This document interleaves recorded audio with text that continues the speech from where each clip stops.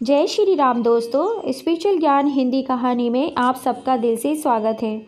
आज की कहानी है माँ बाप पर जुल्म करने का तमाचा। आज तो राधिका की खुशी का ठिकाना ही नहीं था।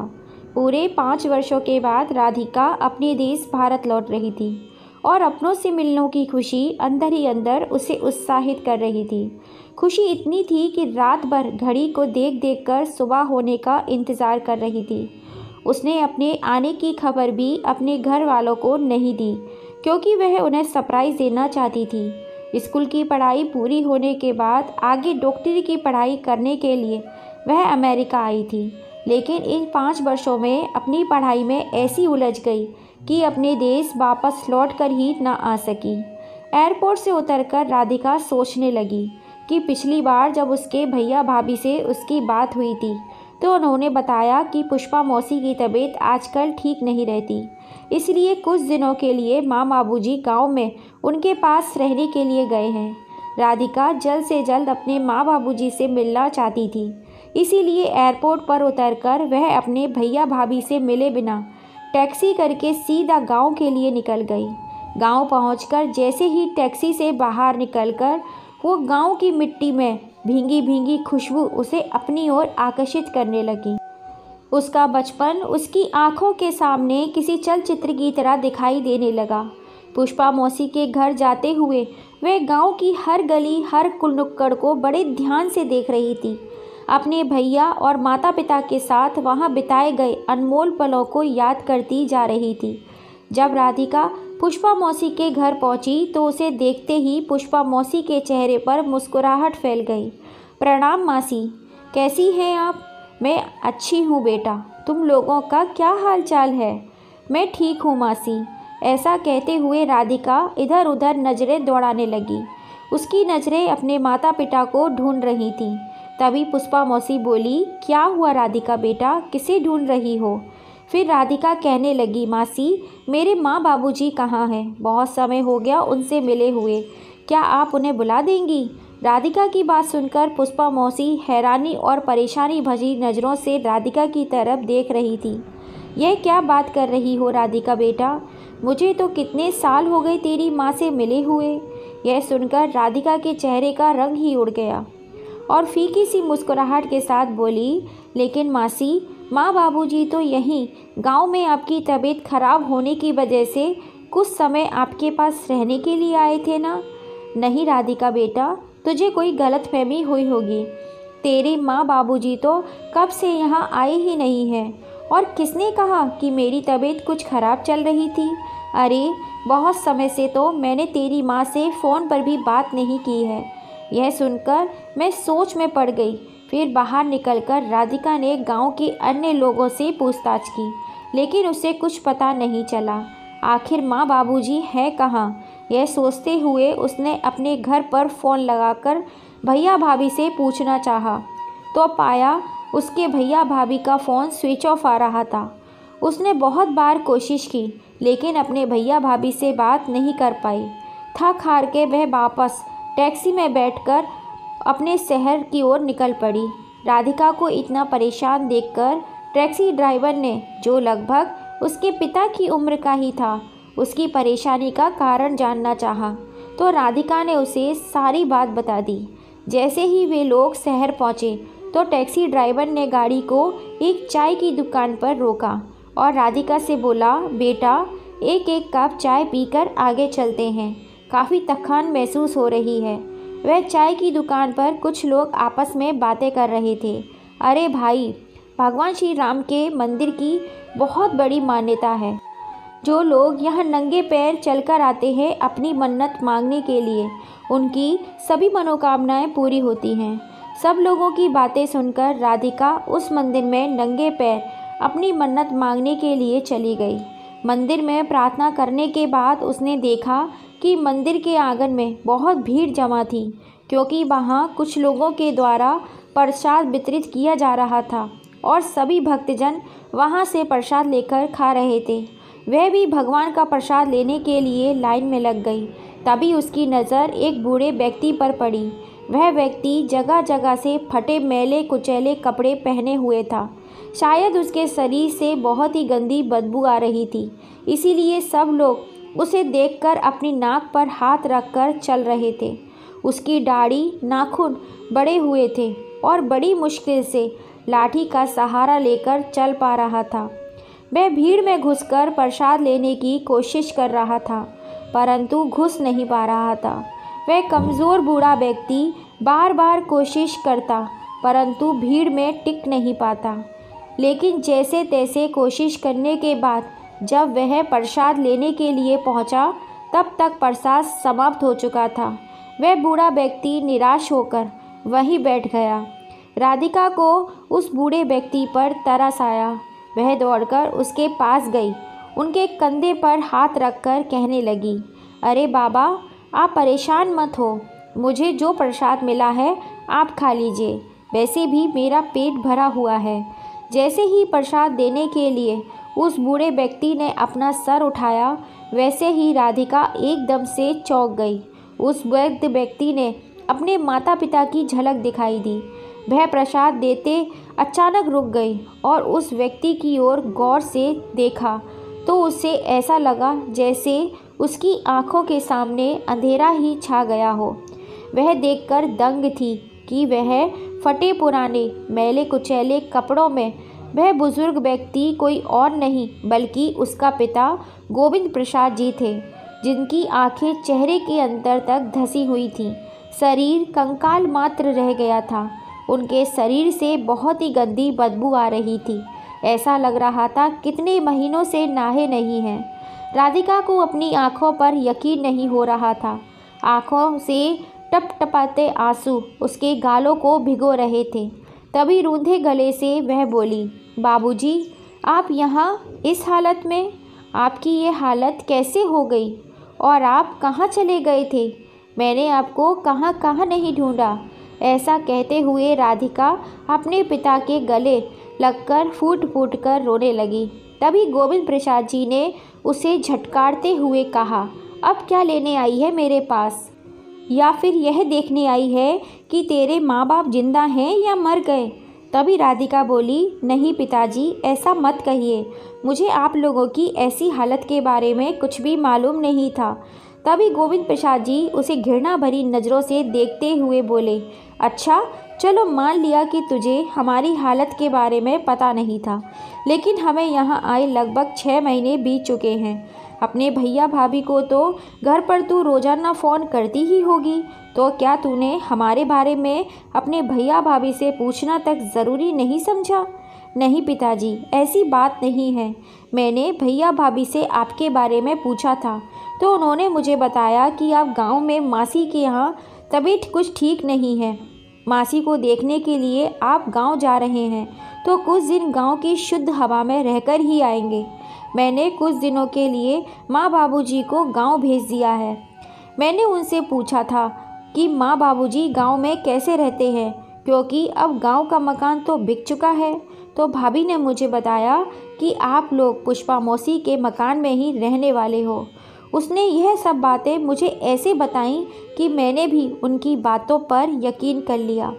मुझे माफ़ कर दीजिए पिताजी, राधिका ने अपने पिता के पैर पकड़ते हुए कहा और पूछने लगी, माँ कहाँ हैं पिताजी?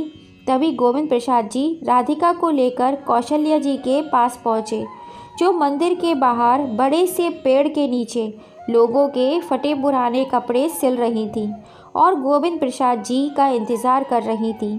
उन्हें देखते ही राधिका की आंखें आंसुओं के समुंदर में डूब गईं और रूंधे स्वर में राधिका बोली, माँ। माँ शब्द सुनकर कौशल्या जी की आंखें अचानक राधिका की ओर देखने लगी और उसे देखते ही गुस्से से बोली, क्या करने आई है हमारे पास? चली जा यहाँ से। तभी राधिका रोते हुए अपनी माँ से बोली, अपनी इस नालायक बेटी को बस एक बार माफ़ कर दीजिए माँ। गलती मेरी ही है जो मैंने भैया भाभी पर आंखें बंद करके भरोसा कर लिया और उन पर यकीन करके आप दोनों की जिम्मेदारी मैंने भैया भाभी को देकर विदेश चली गई। लेकिन मुझे मालूम नहीं था कि जब मैं आप लोगों से मिलूँगी तो आपको ऐसी हालत में देखूँगी। लेकिन माँ, आज मैं कसम खाती हूँ कि आप लोगों के ऊपर हुए एक एक जुल्म का हिसाब लूँगी। माँ, आप खुद से सोचिए, क्या आपकी बेटी राधिका आपके साथ कभी ऐसा कुछ कर सकती है? आपकी ये हालत देखकर मुझ पर जो बीत रही है वह मैं ही जानती हूँ। इतना कहते हुए राधिका अपनी माँ की गोदी में सर रखकर फूट फूट कर रोने लगी। राधिका ने अपनी माँ पिताजी को टैक्सी में बिठाया और उन्हें एक अच्छे से होटल में लेकर गई। वहाँ उन्हें भरपेट खाना खिलाया। फिर उसने अपनी बचपन की सहेली रानी को फ़ोन करके उस होटल में बुलाया। अपनी सहेली को राधिका ने सारी बात बताई। उसने अपनी माँ बाबूजी को रहने के लिए रोशनी के संग भेज दिया। रोशनी का इतना बड़ा घर देखकर गोविंद प्रसाद जी और कौशल्या जी हैरान रह गए। तभी राधिका बोली, माँ, पिताजी, आप यहाँ आराम से रहिए। सब कुछ ठीक हो जाने पर मैं आपको घर ले चलूँगी। आपके यहाँ पर कोई तकलीफ़ नहीं होगी। अब आप मुझे सबसे पहले पूरी बात बताइए, ताकि मुझे भी पता चल सके कि भैया भाभी मुझसे और क्या क्या छुपा रहे हैं। बेटा, क्या बताऊँ, तेरे जाने के बाद 1-2 साल तक तो बहू के बेटे का व्यवहार बहुत अच्छा था। हम तो खुद को बड़े ही खुश नसीब समझ रहे थे और ईश्वर का हर पल शुक्रिया अदा कर रहे थे कि हमें ऐसे बेटा और बहू मिले। लेकिन हमें क्या पता था कि बहू का व्यवहार केवल हमें भ्रमित करने के लिए है। जब उसे यह मालूम चला कि तुम पढ़ाई पूरी होने के बाद नौकरी करने के लिए अभी और 2-3 साल अमेरिका में रहने वाली हो, तो उसका रवैया एकदम से बदल गया। सारा दिन बहू अपनी सहेलियों के साथ घूमना फिरना और पिक्चर देखने में ही लगी रहती थी। बेटे को भी उसकी इन सब चीज़ों से कोई मतलब नहीं था। वह भी हमेशा बहू का ही साथ दिया करता था और घर के सारे काम करने का जिम्मा केवल तेरी माँ का ही था। फिर गोविंद प्रसाद जी बोले, बेटा, चांदनी बहू हमसे रोज़ाना बदतमीज़ी करती थी और यदि तेरी माँ कुछ बोलती थी तो घर में तांडव मचा देती थी और बेटे से कुछ कहो तो वह हमेशा यह कहकर बात टाल दिया करता था कि यह सास बहू के बीच की बात है, मैं इसमें नहीं पड़ूंगा। एक दिन सुबह जब हम लोग नींद से जागे तो देखा कि बहू बेटा घर से गायब थे। हमने पूरा घर छान मारा, लेकिन वह कहीं नहीं थे। हमने बेटे को फ़ोन लगाया, लेकिन उसने फ़ोन भी नहीं उठाया। किसी अनहोनी के डर से हमारा दिल अंदर ही अंदर कांप उठा था। शाम को जब वह दोनों घर लौटे तब हमारी जान में जान आई, लेकिन हमने देखा कि उसके हाथ में एक बड़ा सा बैग था। हम बहुत हैरान रह गए। इससे पहले कि हम उससे कुछ पूछते, उसने बोला, माँ, पिताजी, आप लोग आज से अभी से अपना सामान अपने कमरे में से निकाल लीजिए और स्टोर रूम में रख दीजिए। आज से आप लोग हॉल में ही सोएंगे, क्योंकि आज से मेरी माँ और बाबूजी इस घर में ही रहेंगे। यह क्या कह रही हो तुम बहू? हम हॉल में कैसे सो सकते हैं? तुम्हारी माँ बाबूजी तो कुछ दिनों के लिए ही आए होंगे। तो एक काम करो, तुम्हारी माँ और कौशल्या जी, तुम तीनों एक कमरे में सो जाओ और मैं, तुम्हारे बाबूजी और बेटा राहुल, हम तीनों एक कमरे में अपने बेड पर ही सो जाएंगे। गोविंद प्रसाद जी बोले तो चांदनी बोली, मैंने कब कहा कि मेरे माँ बाबूजी कुछ समय के लिए आए हैं? यह उनका घर है, अब वह हमेशा के लिए यहीं रहेंगे और आप लोगों से मैंने जितना कहा है आप उतना ही कीजिए। चांदनी ने गुस्से में कहा तो गोविंद प्रसाद जी बोले, बहू, तुम्हें मालूम है कौशल्या जी की तबीयत ठीक नहीं रहती। उनकी कमर में बहुत तेज़ दर्द रहता है। उसे ज़मीन पर नहीं लेटा जाएगा। वह सब मैं नहीं जानती। जल्दी से जल्दी कमरा खाली कर दीजिए, नहीं तो इस घर के दरवाजे खुले हैं। आप लोग अपना इंतज़ाम खुद देख सकते हैं। इत्तेफाक की बात तो यह थी कि बेटा वहाँ खड़ा अपने माता पिता की अपमान देख रहा था और पिता अपने बेटे की तरफ आशा भरी नज़रों से देख रहा था। बहू चांदनी की बात सुनकर कौशल्या जी को बहुत बुरा लगा। वह गुस्से से बोली, आप जरा राधिका को फ़ोन तो लगाइए। मुझे उससे बात करनी है। अब वही है जो अपने भैया भाभी को समझा सकती है। और राधिका बेटा, यह बात होने के बाद हमने तुझे कितनी बार फ़ोन मिलाया था, लेकिन तूने एक बार भी हमारा फ़ोन उठाना ज़रूरी नहीं समझा। यह बात सुनकर राधिका हैरान रह गई और बोली, लेकिन माँ बाबूजी, मेरे पास तो आपका कोई फ़ोन नहीं आया। अरे हाँ, याद आया, मेरा फ़ोन नंबर तो बदल गया था और इसके बारे में मैंने भैया भाभी को बताया था और उनसे कहा भी था कि आपको भी इस बात की खबर कर दें। फिर गोविंद प्रसाद जी बोले, लेकिन बेटा, हमें बहू और राहुल ने इस बारे में कुछ नहीं बताया। हम तो अब तक यही सोच रहे थे कि तू बदल गई है और तूने भी हमसे मुंह मोड़ लिया है। फिर कौशल्या जी बोली, बेटा, मैंने तेरे भाई को एक बार कहा भी था कि मेरी एक बार राधिका से बात करवा दो। इतना कहते ही चांदनी बहू भड़कते हुए बोली, मेरे पति ने आपका ठेका नहीं ले रखा है जो बैठे बिठाए आपको रोटियां भी दें और फ़ोन पर बात भी कराएं। क्या आप लोग हर छोटी छोटी बात पर राधिका को फ़ोन लगाने की बात करते हो? वह वहाँ पढ़ाई करने के लिए गई है, कम से कम उसे तो सुकून से रहने दीजिए। और वैसे भी उन्हें सब मालूम है, उनकी रजामंदी से ही मैं अपनी मम्मी पापा को यहाँ लेकर आई हूँ। हाँ माँ, मुझे भाभी ने यही कहा था कि वह अपने मम्मी पापा को हमारे घर लेकर आ रही हैं, क्योंकि उनकी मम्मी का पथरी का ऑपरेशन हुआ है और घर में ध्यान रखने वाला कोई नहीं है। लेकिन पिताजी, यदि मुझे मालूम होता कि भाभी आप लोगों को आपके कमरे से निकाल रही हैं, तो मैं आपके साथ कभी ऐसा नहीं होने देती। फिर कौशल्या जी नम आँखों से कहने लगीं, बेटा, बहू ने हमारी ऐसी हालत कर दी थी कि हमारे पास और कोई चारा भी नहीं बचा था और हमने सोच लिया था कि यदि 2 रोटी खानी है तो बहू बेटे की बातें चुपचाप सहनी होंगी। बेटा, एक दिन तेरी माँ को बुखार चढ़ा और मैं उसकी सेवा में लगा था। वैसे तो पूरे घर का काम तेरी माँ ही करती थी। तो उस दिन बहू ने आकर कहा कि मेरे चाचा चाची घर पर आ रहे हैं, इसलिए माँ जी आज आप अच्छा सा खाना बना दीजिए। तो मैंने कहा कि कैसी निर्दयी बहू हो तुम। बहू, क्या तुम्हें नज़र नहीं आ रहा कि तुम्हारी सास बीमार है? तुम्हें तो उसकी सेवा करनी चाहिए, उल्टा तुम उसे काम बता रही हो। इतने पर समधन जी मुझसे कहने लगी कि आप बाज़ार जाकर इनके लिए दवाई ले आइए। दवाई खा लेंगी तो राहत भी मिलेगी और काम करने में मन भी लगेगा। और वैसे भी तबीयत ठीक हो या ना हो, घर का काम तो करना ही पड़ता है। तो बेटा, मुझे समधन जी की यह बात सुनकर बड़ी हैरानी हुई और मैंने गुस्से में कह दिया, आप भी एक औरत हैं और आपको मेरी पत्नी का दर्द समझना चाहिए। आज मेरी पत्नी घर का कोई काम नहीं करेगी। अगर खाना बनाना इतना ज़रूरी है तो आप क्यों नहीं बना लेती हो?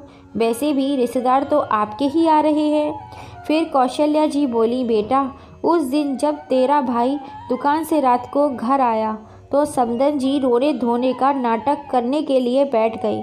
उन्हें रोता हुआ देख राहुल ने पूछा, क्या हुआ है सासू माँ, क्यों रो रही है? तब बहू दोपहर में हुई बात को इतना बड़ा चढ़ाकर बताया और कहने लगी, तुम्हारी माँ बाबूजी ने आज तो मेरी माँ का अपमान ही कर दिया। मैं पूछती हूँ, यह घर जब मेरा है तो क्या इस घर में रहने का अधिकार मेरे माँ बाबूजी का नहीं है? अरे, जब देखो तुम्हारे माँ बाबूजी मेरी माँ को खरी खोटी सुनाते ही रहते हैं। बेचारी अगर बीमार न होते तो क्या मैं उन्हें अपने घर लाती? अरे, मेरी बीमार माँ से तुम्हारे बाबूजी खाना बनवाने के लिए बोल रहे थे। जैसे ही मेरी माँ ने खाना बनाने से इनकार किया तो तुम्हारी माँ बाबूजी उन पर टोंट कसते हुए बोले, जब घर में काम नहीं करना तो क्या बेटी के घर पर मुफ्त की रोटियां खाने के लिए पड़ी हुई हो? राहुल, आज तो तुम्हारे माँ बाबूजी ने सारी हदें पार कर दी। उस दिन तो राहुल ने हद ही कर दी। बहू की बातों में आकर उसने हमें घर से निकल जाने को कहा। उसने कहा, घर में रहना है तो चुपचाप करके सारे काम करें, वरना निकल जाइए हमारे घर से। बेटा, अगर बहू कुछ कहती तो फिर भी सहन हो जाता, लेकिन उस दिन तो ऐसा लगा जैसे हमारे शरीर से प्राण ही निकल गए हों। उस दिन के बाद से बहू और समधन जी दोनों मिलकर आए दिन हमें बातें सुनाते रहते। बहू ने तो हमें खाना तक देना बंद कर दिया था। जैसे तैसे करके मैं या तेरे पिताजी रसोई घर में जाकर अपने लिए खाना बना कर लाते और खा लेते। उसमें भी बहू चिल्लाती थी। एक दिन घर पर बहू पार्टी रखी और घर पर बहू की बहुत सारी सहेलियां आई हुई थी। उस दिन बहू ने हमसे कहा कि रसोई में 20 लोगों का खाना बनाना है और तेरे पिताजी को कुछ पैसे देकर बाज़ार से सामान लाने के लिए भेज दिया और मुझे खाना बनाने के काम पर लगा दिया। यहाँ तक कि जब खाना तैयार हो गया तो सबको परोसने के लिए भी हम दोनों को कहा गया। समधन जी और बहू मेहमानों के साथ पत्ते खेलने में व्यस्त हो गए। सब लोग हंसी ठिठोली कर रहे थे। बीमार होने के कारण मुझसे इतना काम नहीं किया जा रहा था। यह सब देखकर तेरे पिताजी का गुस्सा उबल पड़ा और उन्होंने सारा खाना उठाकर फर्श पर गिरा दिया। यह सब देखकर बहू का पारा 7वें आसमान पर पहुंच गया और वह चिल्लाकर बोली, आप लोगों की इतनी हिम्मत कि मेरी सहेलियों के सामने मेरी बेइज्जती कर दी। उधर बहू की माँ बहू को भड़काते हुए कहने लगी, बेटी चांदनी, तुम ही इन लोगों पर तरस खाकर घर में रखी हुई हो। अरे मैं तो कहती हूँ, इन दोनों बुढ़े बुढ़िया को घर से निकाल कर बाहर क्यों नहीं करती हो इन लोगों को। हाँ माँ, आप ठीक कह रही हैं। इन्हें घर में रखकर मैं इन पर एहसान कर रही हूँ और यह मेरे एहसान का इस तरह बदला दे रहे हैं। जल्दी से अपना सामान समेटिए और चले जाइए यहाँ से। बेटा, दिल तो हमारा जब टूटा जब तेरे भाई ने हमारा सारा सामान उठाकर दरवाजे के बाहर फेंक दिया। जब अपना बेटा ही ऐसा हो तो बहू से क्या उम्मीद रखें। यह सब बातें बताते हुए कौशल्या जी फूट फूट कर रोने लगी और कहने लगी, बेटा तू नहीं जानती, तेरे भाई ने रात के अंधेरे में हमें घर से बाहर निकाल दिया। यह भी नहीं सोचा हम दोनों बुढ़े बुढ़िया इतनी रात में कहाँ जाएंगे। पूरी रात हम दोनों ने घर के बाहर चबूतरे पर बैठकर काटी और रात भर हम दोनों यही सोच रहे थे, कहाँ जाएंगे अब हम।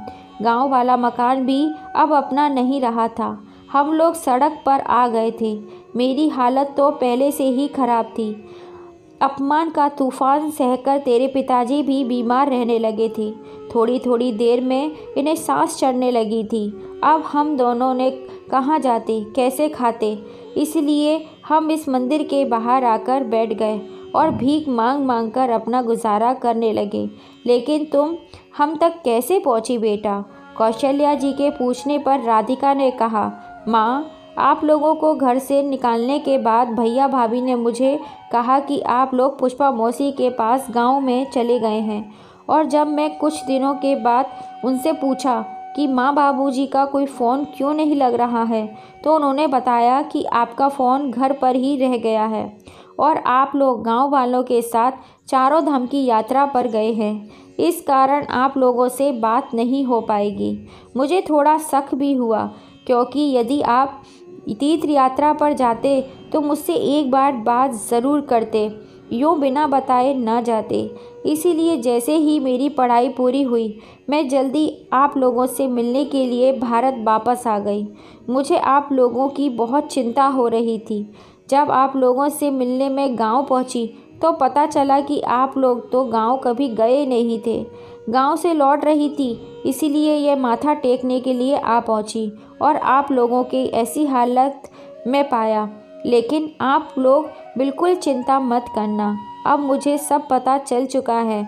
अब तो भैया भाभी को और उनकी माँ को मज़ा चखाना है। भैया भाभी को सबक न सिखाया तो मैं भी आपकी बेटी नहीं। ऐसा कहकर राधिका अपने घर लौट आई। जैसे ही घर पहुंची तो देखा दोनों माँ बेटी बैठी हुई चाय और पकौड़े का आनंद ले रही थीं। उसी समय चांदनी की माँ बोली, बेटी, तूने अपने सास ससुर को यहाँ से निकाल तो दिया है, लेकिन एक बार देखना तो चाहिए था कि वे लोग कहाँ गए और क्या कर रहे हैं। कहीं उन्होंने अपनी बेटी को सारी खबर कर दी तो हमारा क्या होगा। रोशनी ने कहा, उन्हें अपनी बेटी का फ़ोन नंबर ही नहीं मालूम तो वह उसे फ़ोन कैसे करेंगे। आप निश्चित रहिए, वैसे भी उनके माँ बाप को हमने नहीं, उनके भाई ने घर से निकाला है। और वैसे भी उन्हें अपनी पढ़ाई पूरी कर कर आने में अभी बहुत टाइम है। तब तक तो वे दोनों बूढ़े बुढ़िया स्वर्ग सिधार जाएंगे। ऐसी हालत में भला कितने दिन जीवित रहेंगे। और माँ, जब हमने कुछ किया ही नहीं तो हमें डरने की क्या ज़रूरत है, हंसते हुए चांदनी ने कहा। तभी भाभी की माँ बोली, लेकिन बेटा, अगर राधिका पूछेगी तो क्या बताओगी? फिर चांदनी ने कहा, माँ, जब तक आपके दामाद जी हमारे साथ हैं हमें कुछ भी कहने की ज़रूरत नहीं पड़ेगी। और जब राधिका वापस आएगी तब सोचेंगे कि क्या करना है। अभी तो लाइफ को एंजॉय करो। यह बातें करते हुए वे दोनों ज़ोर ज़ोर से हंसने लगीं। तभी राधिका अंदर आ गई और देखते ही चांदनी के चेहरे का रंग ही उड़ गया। ठिठक कर खड़ी हो गई। अरे क्या हुआ बेटिया, तुझे सांप क्यों सूंघ गया? ऐसा कहते हुए चांदनी की माँ ने दरवाजे की ओर देखा तो उसके पैरों तले जमीन खिसक गई। वे दोनों मन ही मन में सोच रही थी कि कहीं राधिका ने उनकी बातें सुन तो नहीं ली। उसी समय राधिका हंसते हुए बोली, देखा, हैरान रह गई ना आप मुझे अचानक से देखकर? मैं आप दोनों को सरप्राइज़ देना चाहती थी, इसलिए बिना बताए ही आ गई। राधिका की यह बात सुनकर चांदनी और उसकी माँ की जान में जान आई। अब उन्हें यकीन हो चुका था कि राधिका ने उनकी बातें नहीं सुनी। तभी राधिका ने पूछा, भाभी, भैया कहाँ हैं? वह कहीं दिखाई नहीं दे रहे हैं। अरे दीदी, अभी थोड़ी ही देर में ऑफिस से आते ही होंगे आपके भैया। अच्छा भाभी, ये बताइए मम्मी पापा कब तक आ रहे हैं चारों धाम की यात्रा से? अरे भाभी, तुम्हें पता है मैंने कब से बात नहीं की है मम्मी पापा से। वे दोनों ठीक तो है ना? चांदनी ने चेहरे पर फीकी सी मुस्कान लेते हुए कहा, दीदी आप बिल्कुल भी चिंता मत कीजिए, मम्मी पापा बिल्कुल ठीक है और उनकी यात्रा कुछ समय में ही पूरी हो जाएगी तो वे घर जल्दी ही वापस आ जाएंगे। आप अपने कमरे में जाकर आराम कर लीजिए जब तक आपके भैया भी आ जाएंगे। थोड़ी देर आराम करने के बाद जैसे ही राहुल ऑफिस से आया, राधिका ने अपने भैया भाभी के पास आई और बोली, भैया एक खुशखबरी है। माँ बाबूजी तो यहाँ पर हैं नहीं। अब आप दोनों मेरे साथ कुछ समय के लिए विदेश चलिए। आप लोग भी तो देखो आपकी बहन विदेश में कैसे रहती है। अरे मैंने आप दोनों का वीज़ा भी बनवा दिया है। मुझे ज़्यादा छुट्टियाँ नहीं मिली हैं। हम 2 दिन बाद अमेरिका के लिए निकलेंगे। माँ और पिताजी तो तीर्थ यात्रा पर चले गए हैं। तब वे दोनों वापस आएंगे, तब आप वापस लौटकर इंडिया आ जाना। अब तुम जल्दी से जल्दी अपनी पैकिंग करना शुरू कर दो। यह बातें सुनकर भैया भाभी की खुशी का ठिकाना ना रहा। खुशी के मारे उनके पैर जमीन पर टिक ही नहीं रहे थे। तभी चांदनी की माँ, जो ये सब बातें सुन रही थी, परेशान होते हुए बोली, चांदनी बिटिया, तुम तो विदेश जाने के बारे में सोच रही हो, लेकिन यह भी तो सोचो फिर मेरा और तेरे बाबूजी का क्या होगा। देखिए माँ, इतने दिन आप दोनों को रखकर आपकी सेवा की है। अब आप वापस अपने घर चले जाइए। भला बेटी के घर माँ बाप भी कितने दिन तक रहेंगे। अब आपके कारण मैं विदेश जाने का मौका तो नहीं छोड़ सकती। माँ, आपको तो पता है बचपन से ही विदेश जाने के सपने देखा करती थी और अब जब मौका मिल रहा है तो मैं इस मौके को हाथ से नहीं जाने दूंगी। अपनी बेटी के मुंह से ये बातें सुनकर उसकी माँ हैरान रह गई। अगले ही दिन अपनी माँ और बाबूजी को उसने अपने घर से विदा कर दिया और खुशी खुशी विदेश जाने की तैयारी में जुट गई। राहुल ने भी अपने ऑफिस का सारा काम अपने कनीज को सौंप दिया था। जिस दिन उनकी फ़्लाइट थी, राधिका अपने साथ अपने माँ बाबूजी को लेकर घर पहुंच गई, जहां दोनों भैया भाभी विदेश जाने की खुशी में पागल थे। वहीं सामने अपनी माँ बाप को देखते ही उनके पैरों तले जमीन खिसक गई, मानो जैसे काटो तो खून नहीं। सामने अपने माँ बाप को देखते ही जैसे उनके मुंह पर तो ताले ही लग गए हों। तभी राधिका ने अपने भैया भाभी से कहा, पहचाना इन दोनों को या नहीं? अरे आप लोगों की असलियत तो मुझे उसी दिन पता चल गई जब मैं विदेश से वापस आई थी, पर मुझे ये सारा नाटक भाभी के मम्मी पापा को भाभी के हाथों बेइज्जत करवा के निकलवाने के लिए करना पड़ा। अरे उन्हें भी तो पता चले कि उन्होंने मेरे माँ बाप को उन्हीं के घर से निकलवा कर जो दर्द दिया है, वही दर्द जब आज उन्हें मिला तो कैसा लगता है। भैया मुझे आपसे ऐसी उम्मीद नहीं थी।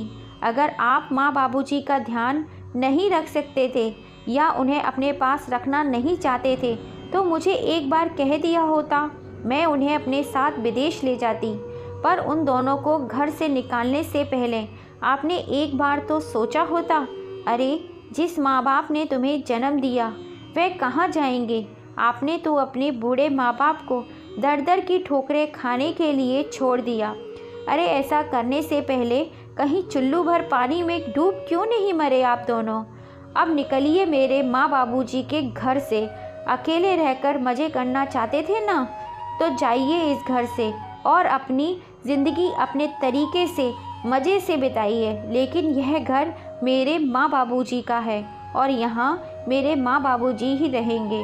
अब तुम्हें मालूम पड़ेगा कि इंसान को अकेला और बेसहारा छोड़ देने का मतलब क्या होता है। तुमने मेरी माँ पिताजी को घर से धक्के मार कर निकाल दिया, उन्हें दर दर की ठोकरें खाने पर मजबूर कर दिया, खून के आंसू रुलाए तुमने उन्हें। अब तुम दोनों की भीख मांगने की बारी है। राधिका मुंह से ये सारी बातें सुनकर दोनों भैया भाभी माँ बाबूजी के पैरों में जा गिरे और उनसे माफ़ी मांगने लगे। माँ हमें एक बार माफ़ कर दीजिए। मैं पता नहीं कैसे आपकी बहू की बातों में आ गया और ये गुनाह कर बैठा। अपने इस नालायक बेटे को एक मौका दे दीजिए। कभी कौशल्या जी बोली, बेटा तुझे हमने एक नहीं हज़ारों मौके दिए, लेकिन तुझ जैसी औलाद होने से तो भगवान माँ बाप को बिन औलाद ही रखे। जो अपनी बीवी के बहकावे में आकर अपने माँ बाप को आधी रात में घर से बाहर निकाल सकता है, ऐसे नालायक बेटे बहू को मेरे घर में कोई ज़रूरत नहीं है।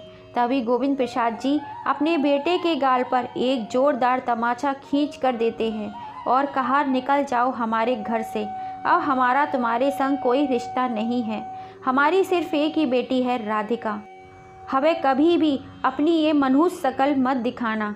आज दोनों बेटा और बहू अपने किए पर पछता रहे थे, क्योंकि आज वह अपने ही बुने जाल में बुरी तरह फंस चुके थे। इधर गोविंद प्रसाद जी और कौशल्या जी की शादी की सालगिरह पर अपने घर वापस लाकर उन्हें ये तोहफा दिया। माँ बाबूजी आप दोनों को बहुत बहुत मुबारक हो। अब आपको आपके इस घर से कोई नहीं निकाल सकता, क्योंकि यह घर आपका है। अपनी बेटी का प्यार देखकर कौशल्या जी और गोविंद प्रसाद जी बोले, बेटा हमें माफ़ कर देना, हमने तुम्हें बहुत गलत समझा। आज उन तीनों की आंखों में खुशी के आंसू थे। राधिका ने भी अब इंडिया में रहकर बड़े से अस्पताल में जॉब कर ली। कुछ समय के बाद उसके माँ बाबूजी ने एक अच्छा सा लड़का देखकर उसकी शादी कर दी। राधिका समय समय पर अपने माँ बाबूजी को देखने के लिए घर आती थी और उनकी हर ज़रूरत का ध्यान रखती थी। इसी तरह राधिका और गोविंद प्रसाद जी, कौशल्या जी की ज़िंदगी हंसी खुशी गुजरने लगी। दोस्तों, आपको ये कहानी कैसी लगी? क्या राधिका ने अपने भैया भाभी को सबक सिखाने के लिए जो किया वो सही था या गलत? अपनी राय हमें कमेंट करके ज़रूर बताइएगा। फिर मिलेंगे आपसे ऐसी ही किसी कहानी के संग। जय श्री राम दोस्तों।